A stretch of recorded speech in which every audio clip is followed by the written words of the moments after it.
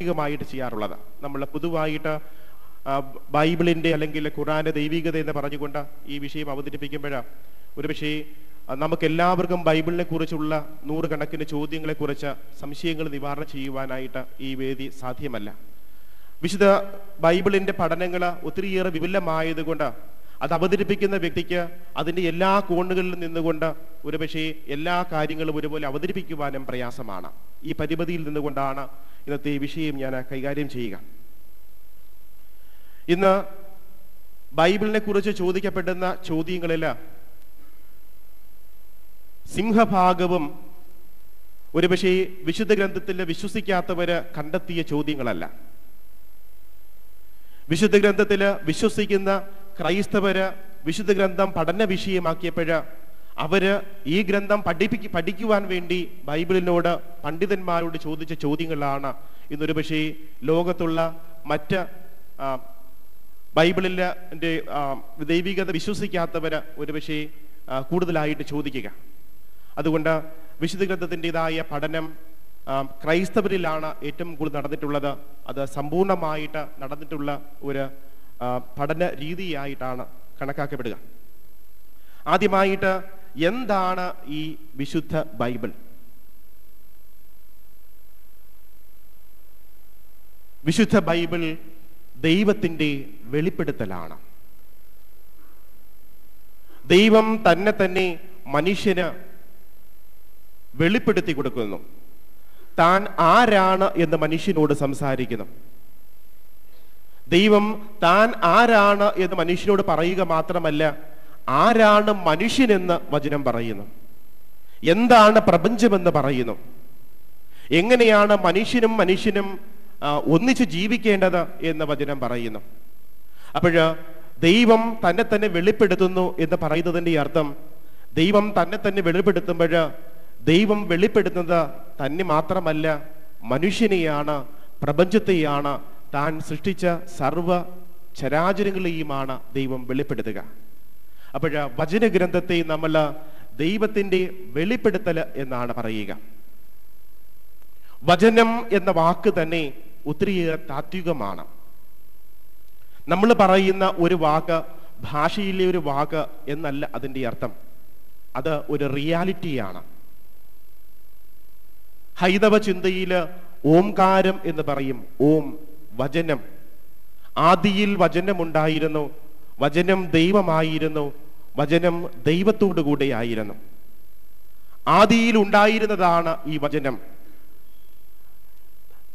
അത് ദൈവമായിരുന്നു. അത് ആ വചനം തന്നെ സ്വയം മനുഷ്യന് വെളിപ്പെടുത്തി കൊടുക്കുന്നു. ഇതാണ് ഈ വെളിപ്പെടുത്തൽ കൊണ്ട് അർത്ഥമാക്കുക.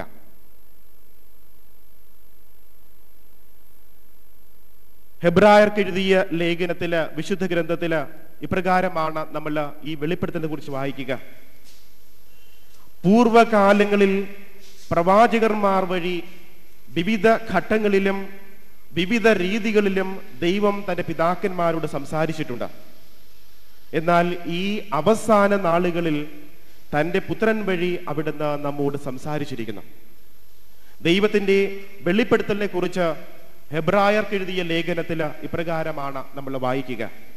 പൂർവകാലങ്ങളിൽ പ്രവാചകന്മാർ വഴി വിവിധ ഘട്ടങ്ങളിലും വിവിധ രീതികളിലും ദൈവം നമ്മുടെ പിതാക്കന്മാരോട് സംസാരിച്ചിട്ടുണ്ട്. എന്നാൽ ഈ അവസാന നാളുകളിൽ അവിടുന്ന് തൻ്റെ പുത്രൻ വഴി നമ്മോട് സംസാരിച്ചിരിക്കുന്നു. അപ്പോഴ് ദൈവം സ്വയം വെളിപ്പെടുത്തുന്നത് മനുഷ്യരിലൂടെയാണ് എന്ന് ബൈബിൾ പറയുന്നു. അത് പ്രവാചകന്മാരിലൂടെയാണ് എന്ന് പറയുന്നു. ദൈവം മനുഷ്യന്റെ ജീവിതത്തിൽ ഇടപെട്ടുകൊണ്ട് അവന്റെ ജീവിതത്തിൻ്റെതായ വിവിധ കാലഘട്ടങ്ങളിൽ, വിവിധ അവസരങ്ങളിൽ, പ്രത്യേകമായ സമയങ്ങളിൽ മനുഷ്യ ജീവിതത്തിൽ ഇടപെട്ടുകൊണ്ട് മനുഷ്യനോട് സംസാരിച്ചുകൊണ്ടാണ് ഈ വെളിപ്പെടുത്തൽ നടത്തുക. ഒരുപക്ഷേ വിശുദ്ധ ഖുർആനിൽ നിന്നും അല്പം വ്യത്യസ്തമായിട്ടുള്ള ഒരു ചിന്ത ഇതാണ്. ഖുർആൻ വെളിപ്പെടുത്തപ്പെടുന്നത് ഒരു വ്യക്തിയിലൂടെയാണ്. പ്രവാചകനായ മുഹമ്മദിലൂടെ വെളിപ്പെടുത്തപ്പെടുന്നു എന്ന് പറയുന്നു. എന്നാൽ വിശുദ്ധ ഗ്രന്ഥത്തിൽ ഒരു വ്യക്തിയിലൂടെയല്ല ഇത് വെളിപ്പെടുത്തപ്പെടുക. അനേകം വ്യക്തികളിലൂടെ ജീവിതത്തിന്റെ വിവിധ മേഖലകളിൽ ഉണ്ടായിരുന്ന അനേകം വ്യക്തികളുടെ വെളിപ്പെടുത്തപ്പെട്ടു. അവര് ദൈവത്തിന്റെ തിരുമനസ് വെളിപ്പെടുത്തുന്നവരാകിയാൽ അവരെ പ്രവാചകന്മാർ എന്ന് വിളിക്കുന്നു. അപ്രകാരമാണ് വചനം വെളിപ്പെടുത്തപ്പെട്ടത്. പഴയ നിയമം രൂപീകൃതമാകുന്നത് ഏകദേശം 1000 വർഷങ്ങൾ കൊണ്ടാണ്. ആ കാലഘട്ടത്തിൽ ജീവിച്ച വ്യക്തികളിലൂടെയാണ് ദൈവം അപ്രകാരം വെളിപ്പെടുത്തുന്നത്. അതിനുശേഷം കർത്താവ് ഉത്ഥാനം ചെയ്ത് സ്വർഗാരോഹണം ചെയ്തതിനു ശേഷം തൻ്റെ ശിഷ്യരിലൂടെ, തൻ്റെ അപ്പോസ്തലന്മാരിലൂടെ, തൻ്റെ വിശ്വാസത്തിലേക്ക് കടന്നു വന്നതിലൂടെ, താൻ തിരഞ്ഞെടുത്തവരിലൂടെ ദൈവം തന്നെ വെളിപ്പെടുത്തുന്നു.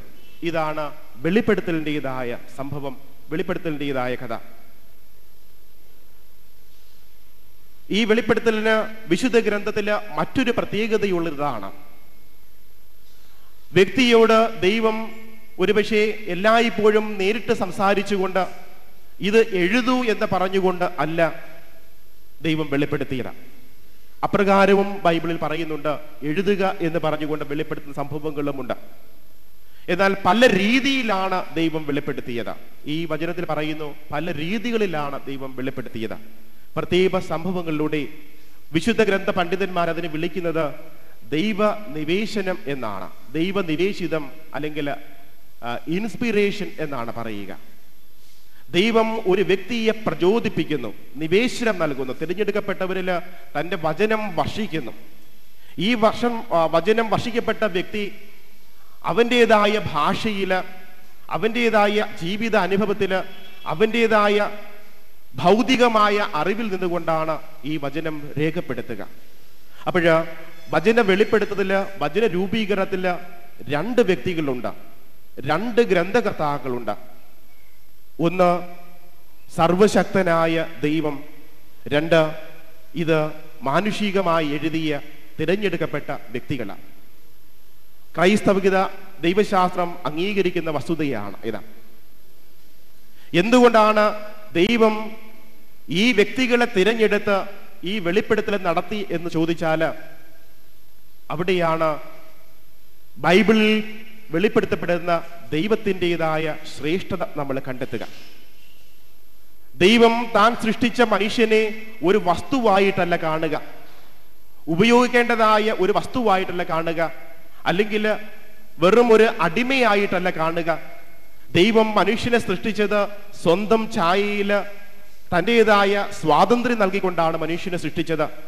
മനുഷ്യന്റെ ജീവിതവും മനുഷ്യൻ്റെതായ ചിന്തയും അവൻ്റെ എല്ലാ ഭാഷകളും അവൻ്റെതായ അറിവും ജീവിത സാഹചര്യങ്ങളും ദൈവം അംഗീകരിക്കുന്നു എന്നുള്ളതിൻ്റെതായ ഏറ്റവും വലിയ തെളിവാണ് ഇത്.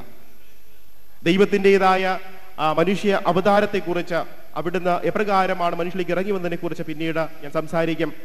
ദൈവ നിവേശിതം എന്നാണ് ഇതിനെ പറയുക. വിശുദ്ധ പത്രോസ് എഴുതിയ 2-ാമത്തെ ലേഖനത്തില് 1-ാം അധ്യായം 21-ാം വാക്യം ഇപ്രകാരമാണ് അതിനെക്കുറിച്ച് പറയുക. പ്രവചനങ്ങൾ ഒരിക്കലും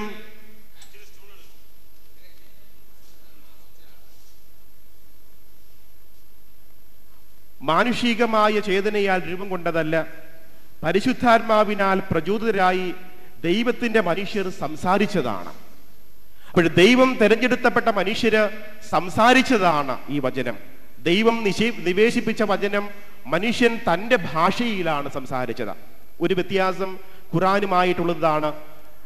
ഇസ്ലാം മതവിശ്വാസികൾക്ക് ഒരു ദൈവിക ഭാഷയുണ്ട്, അല്ലെങ്കിൽ ഒരു സേക്രഡ് ലാംഗ്വേജ് ഉണ്ട്. അറബിക്ക് ഒരു സേക്രഡ്